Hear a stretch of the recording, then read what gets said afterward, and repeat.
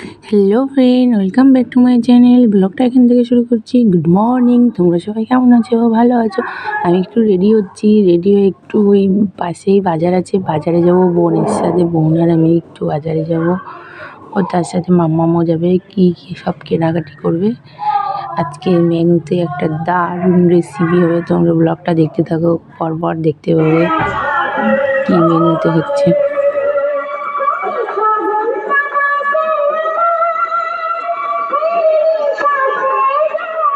কেনাকাটা করে নিয়ে চলে এসেছি আমি আর বোন। নিয়ে এসে এই সকালে ব্রেকফাস্ট করছি।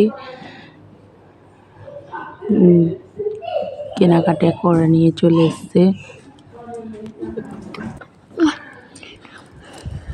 ব্রেকফাস্ট করে নিয়ে তারপরে বোন আস্তে আস্তে করবে, ওগুলো বোন আর মা করবে। এই খাচ্ছি আর বক বক করছি, সবাই মিলে খাওয়া দাওয়া করছে। আমি আর বোন আর মাম্মা আমি ভাত খাচ্ছি, আর বাবা মা ভাত খায় না সকালবেলা, ওরা দুজনে ফল খায়। আমরা তিনজনে ভাত খাচ্ছি এখন বসে বসে, আর বক বক করেই যাচ্ছি কন্টিনিউ। এই আমার বোন রান্না শুরু করে দিয়েছে, এখন দেখো রান্না করছে। এইটা কি করবে বলো তো, এটা দিয়ে বলো তো দেখি। এই তেল কাটছিল, পেঁয়াজ দিয়ে মাংস কষাচ্ছে এখন। এই দেখো ফাইনাল লুক, দেখো আমার বোন কত কত তেল দেয় মাংসতে। বিরিয়ানি করবে তার জন্য তেল দিয়ে মাংসটাকে ভাজছে দেখো। তারপরেই চলে এসেছিলো আখের রস, একটা গাড়ি, তাই আমি একটু আখের রস খেতে চলে গেলাম নিচে। আখের রস খেতে খুব ভালো লাগে। এই 2 গ্লাস নিয়ে চলে এসেছি। 2 গ্লাস নিয়েছি, বোন অর্ধেকটা খেয়েছে আর আমি পুরোটা খাবো 1.5 গ্লাস। খেয়ে নিয়ে দেখো কি হবে এবার। এই দেখো রেডি হবে বিরিয়ানি, তার এই সরঞ্জাম চলছে। তারপরে স্নান টান করে চলে এসেছি। বোনের ওইটা তৈরি করা হয়ে গেছে, ভাপে দিয়েছে।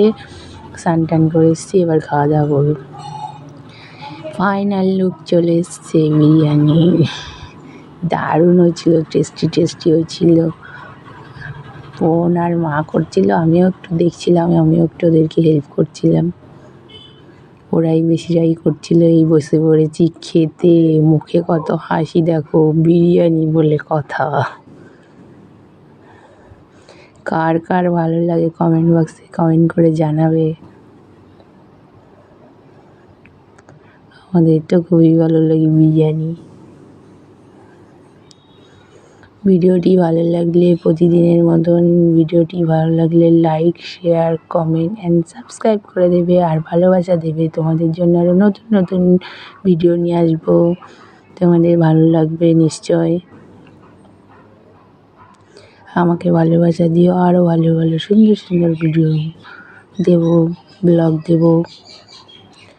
এখন খাওয়া দাওয়া করে নিই, এখন খাচ্ছি।